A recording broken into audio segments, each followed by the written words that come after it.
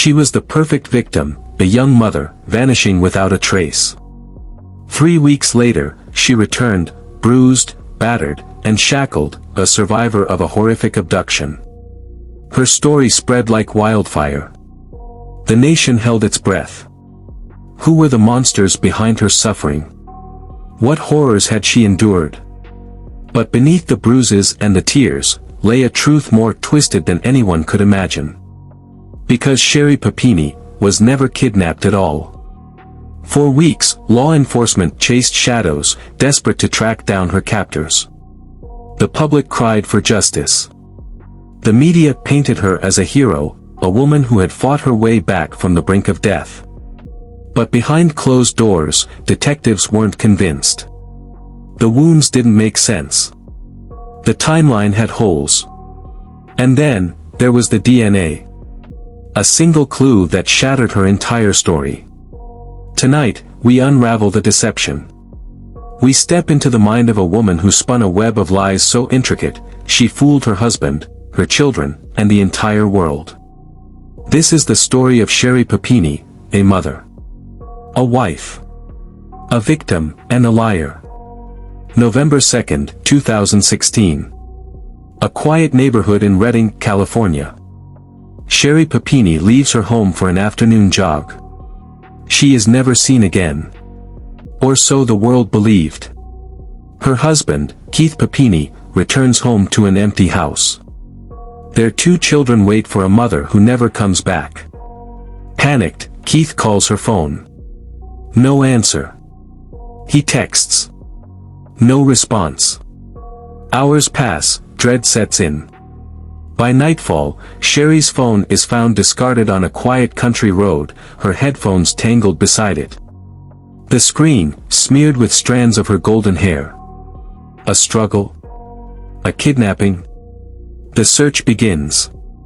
For days, teams scour the forests. Flyers flood the streets. National news picks up the case. America watches, waiting, hoping for a miracle. And then, 22 days later, at 4:30 in the morning, along a desolate stretch of road, a driver spots something. A woman. Thin. Filthy. Bound in restraints. Her hair hacked short. Her body bruised and battered. Sherri Papini has returned. But the nightmare is far from over. Because this is just the beginning. Sherri Papini's return was supposed to be the end of a terrifying ordeal, but in reality, it was only the beginning of an even darker deception.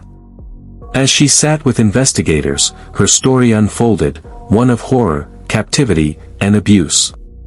She spoke of 2 masked Hispanic women who had snatched her from the roadside, held her against her will, and tormented her for weeks. She described brutal beatings. A chilling brand seared into her skin, one word, Exodus. A cryptic message, a biblical reference, or a warning. Her body bore the marks of suffering, her hair hacked short, her weight drastically reduced. She was a broken woman, or so it seemed. Don't forget to subscribe for more gripping stories. Like this video if you want to see more, and drop a comment below. The police, the media, and the nation demanded justice. A manhunt was launched. Law enforcement scoured every lead. Search warrants were executed. Phone records combed through. FBI analysts joined the case. Somewhere out there, the kidnappers had to be hiding.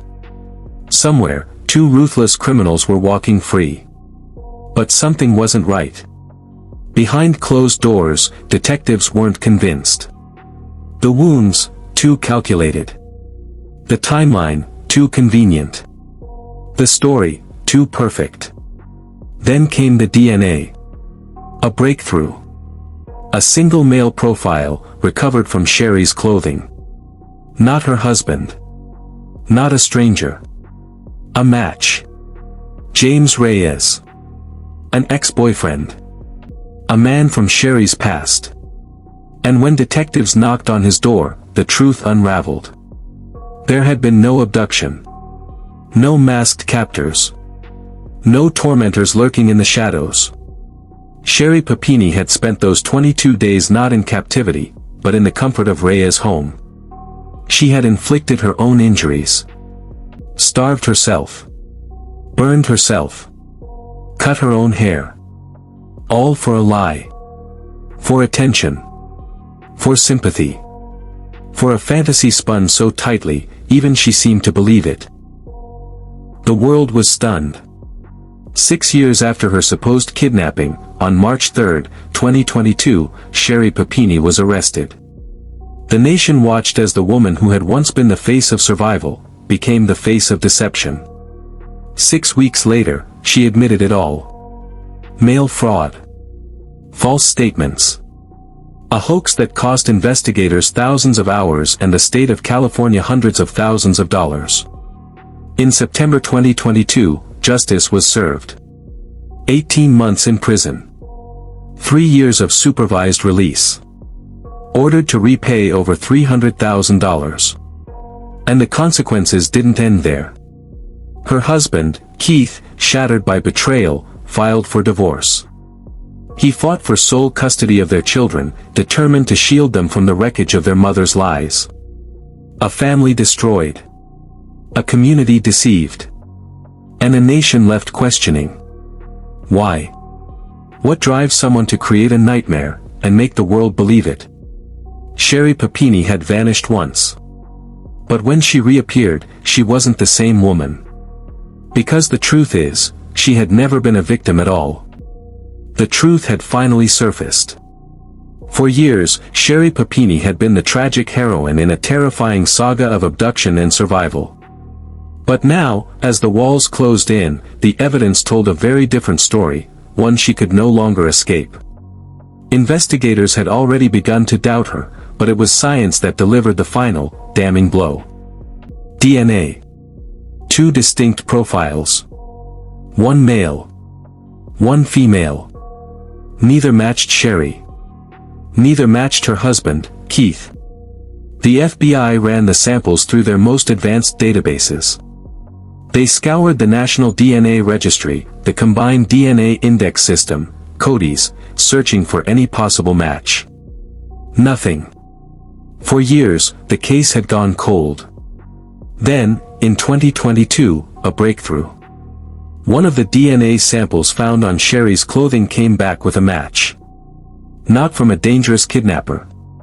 Not from a shadowy cartel operative. But from James Reyes.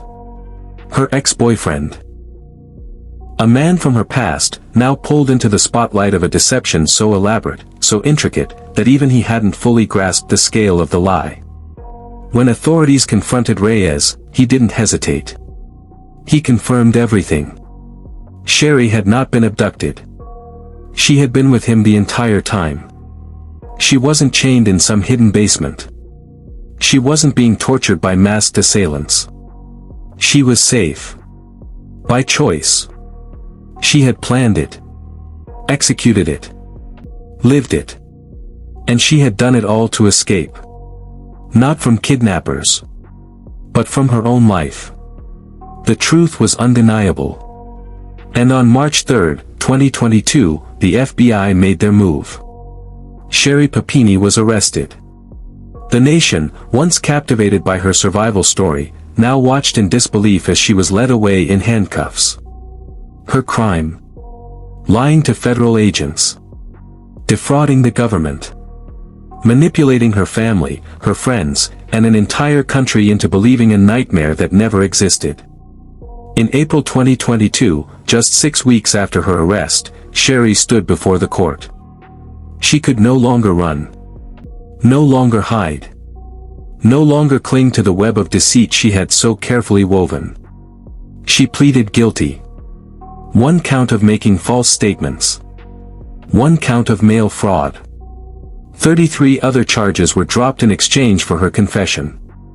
The woman who had once been hailed as a survivor, a victim of unspeakable cruelty, was now exposed as the mastermind of her own falsehoods. And the consequences were swift. Her husband, Keith, the man who had stood by her, who had pleaded for her safe return, who had believed in her innocence, could no longer bear the weight of betrayal. He filed for divorce. Not just that.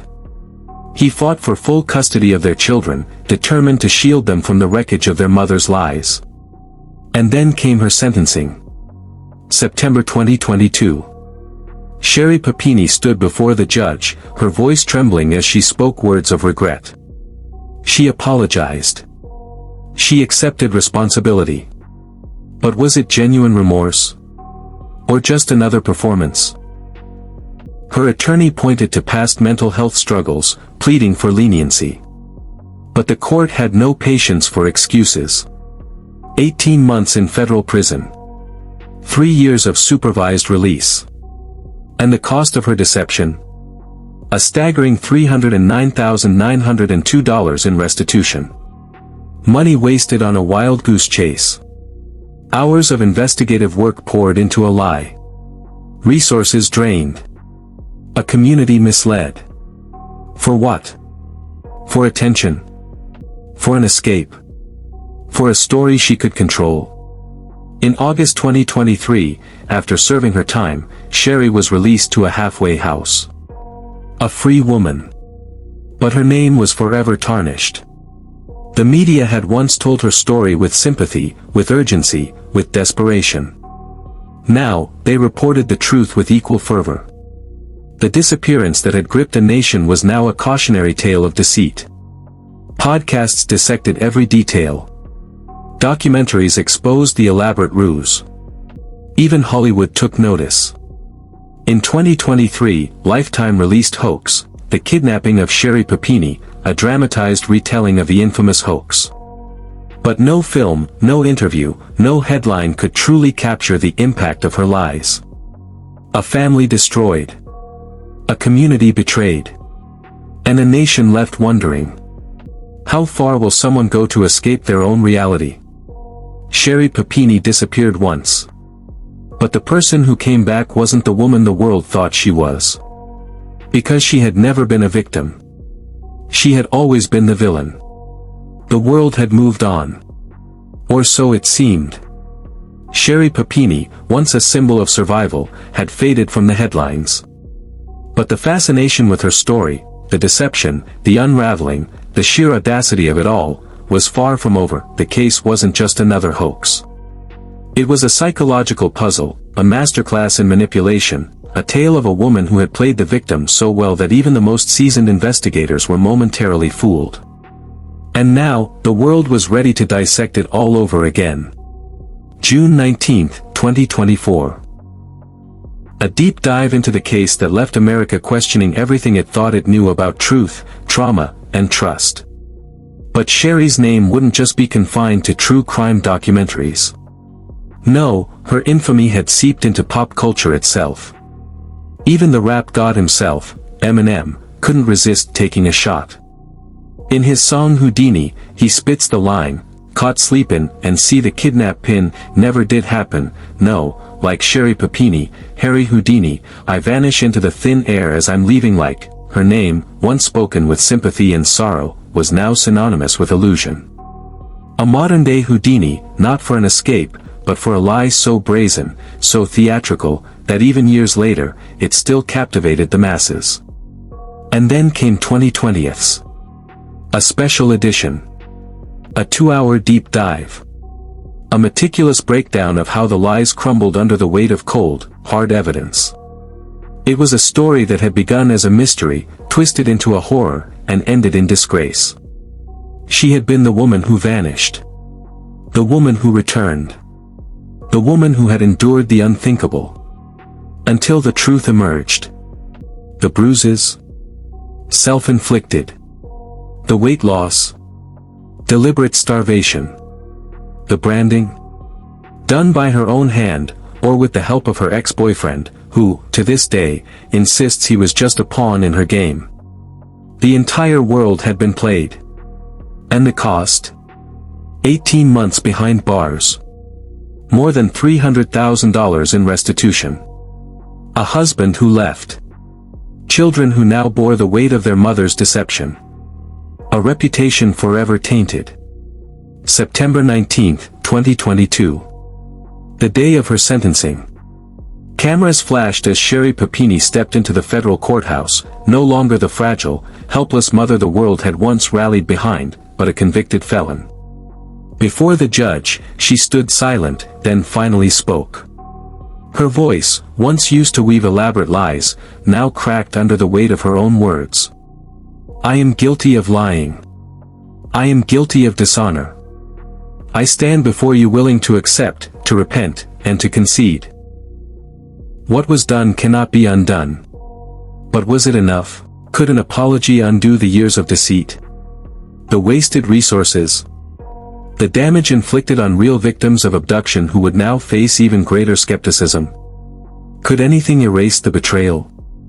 The judge didn't think so. 18 months.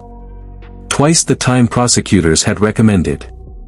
Because this wasn't just about Sherri Papini. It was about the trust she had shattered. The fear she had manufactured. The way she had taken the world's empathy and twisted it into her own personal screenplay. And now, that screenplay was over. The curtain had fallen. The perfect wife had been unmasked. The world had its answers. But the question that lingered, the one that no documentary, no news report, no podcast could ever fully answer, was simple. Why? Why go to such lengths? Why risk everything? Why become the villain in her own story? Some say she craved attention. Others believe she was trapped in a life she no longer wanted. And some wonder if even she knew the truth. But in the end, it didn't matter. Because while Sherri Papini had once disappeared, she had never truly been lost. She had always known exactly where she was. And exactly what she was doing. From the very beginning, something didn't sit right. The story had all the elements of a made-for-TV thriller. An innocent jogger vanishes, a frantic husband pleads for her safe return, a community rallies together, and then, against all odds, she is found. Battered. Branded. Broken. But was she? November 2nd, 2016. A crisp autumn morning in Redding, California. Sherri Papini, a 34-year-old mother of two, leaves her home for a routine jog, never to return. Her husband, Keith Papini, comes home from work that evening to an eerie silence. No sign of his wife. No laughter from their children. No text message explaining a delay.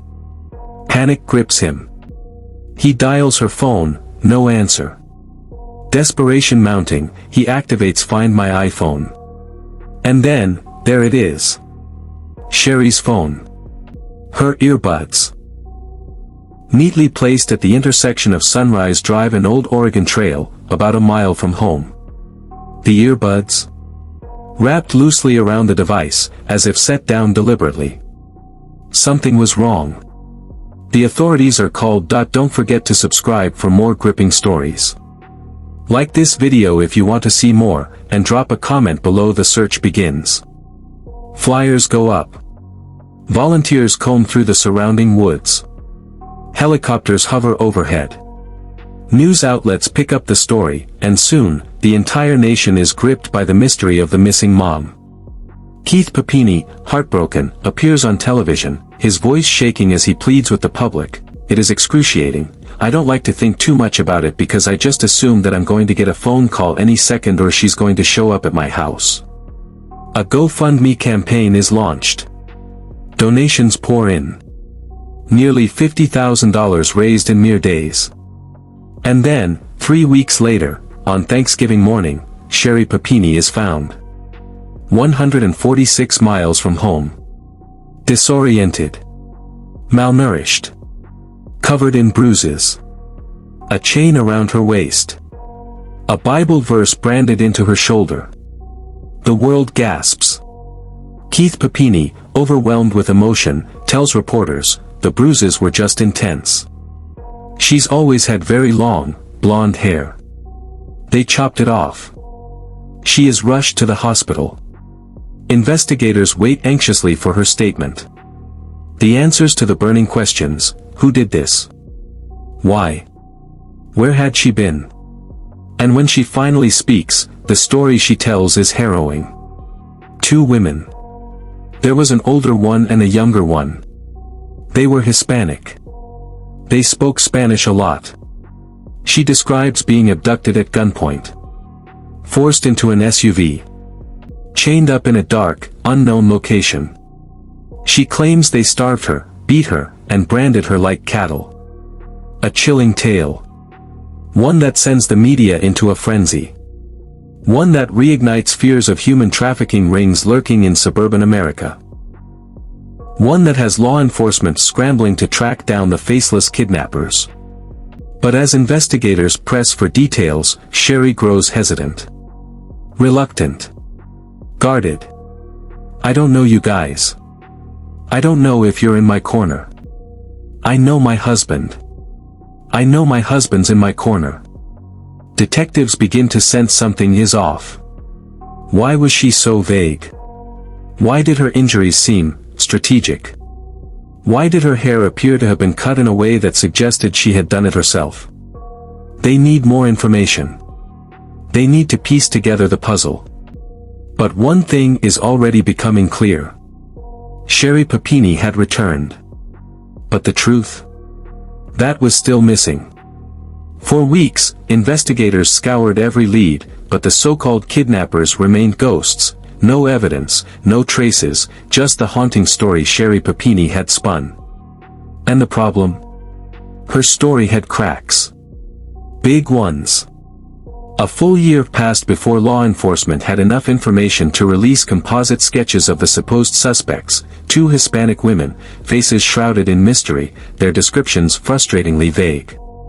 But something else was happening.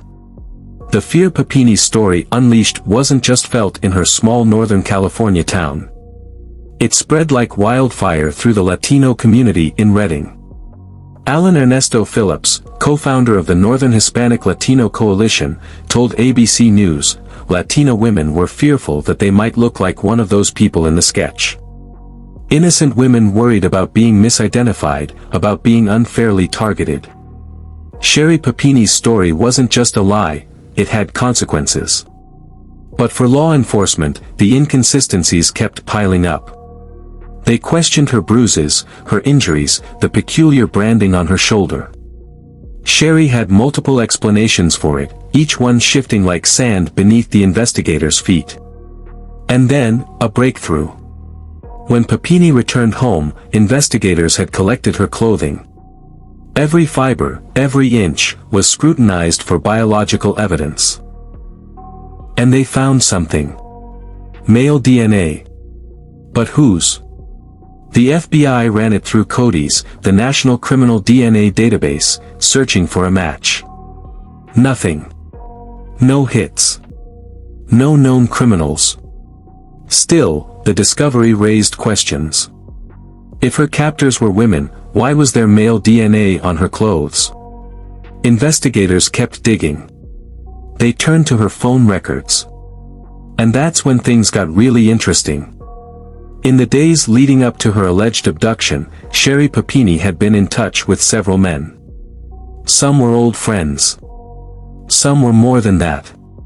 Detectives went knocking. They spoke with friends, with acquaintances, even an ex-husband. And what they learned painted a picture that looked very different from the one Sherri had given the world. One friend, Asia Coleman, recalled Sherri's childhood tendencies, that is how she used to deal with things as a child. When things got hard, she would just run away. Another source confirmed what investigators were beginning to suspect. Sherri had a history. A history of infidelity. Even her husband Keith had quietly acknowledged it to law enforcement. Then came 2020. For years after the alleged kidnapping, the case had gone cold. Until science cracked it wide open. Using advanced genetic genealogy, a forensic breakthrough that had solved decades-old cold cases, investigators finally matched that mystery DNA. The results? A name. A face. A man from her past. James Reyes. An ex-boyfriend. Reyes was brought in for questioning. At first, he claimed he hadn't spoken to Sherri in years. But the evidence didn't lie. Faced with the truth, Reyes finally broke. And the story he told? It shattered the entire case. Sherri Papini wasn't kidnapped. She wasn't taken at gunpoint. She had run away. By choice. To be with him. Reyes revealed everything. Sherri had called him desperate, weaving a tale of terror, claiming she was being abused, that she needed an escape. That Keith, her devoted husband, was hurting her. Reyes had believed her. Believed every word. So, when she asked him to pick her up, he didn't hesitate. He rented a car, drove the 9 hours south to Costa Mesa, and took her in. For 3 weeks, while the nation searched for her, while her husband and children suffered, while innocent women lived in fear, Sherri Papini was hiding. Safe. Comfortable. Living with her ex-boyfriend. And it gets worse. The bruises. The cuts. The burns. The branding. They weren't the work of merciless captors. They were self-inflicted. And some. She had asked Reyes to do. The branding on her shoulder. She requested it. She wanted it. It was all part of her plan. A plan that had deceived the world. But now, the truth was out. And Sherri Papini? She wasn't a victim. She was a fraud. The weight of her lies was finally caving in. For 3 weeks, Sherri Papini had lived in secrecy with James Reyes, her ex-boyfriend, her accomplice, though he never knew it. He had believed her. He had trusted her. And when she asked him to brand her, to leave a permanent mark on her skin, he had hesitated. "I'm like, oh, this is probably going to hurt," Reyes later told investigators. But he did it anyway. And yet, as Thanksgiving approached, something changed. Sherri Papini, who had orchestrated this elaborate hoax, who had deceived her husband, her family, the entire country, suddenly wanted out. She missed her kids. She wanted to go home. And just like that, the illusion started to crack. The interrogation that changed everything. Armed with Reyes' confession, investigators knew they had their proof. It was time to confront Sherri with the truth she had so desperately tried to bury. It was August 2020, 4 years after her supposed abduction. Sherri Papini sat in the interrogation room, her husband Keith by her side, the man who had stood by her, fought for her, pleaded for her safe return. But now, Keith wasn't pleading. Now, he was listening. The officers looked Sherri in the eye. "We matched the DNA." A pause. "It belongs to James Reyes." Sherri's face remained blank.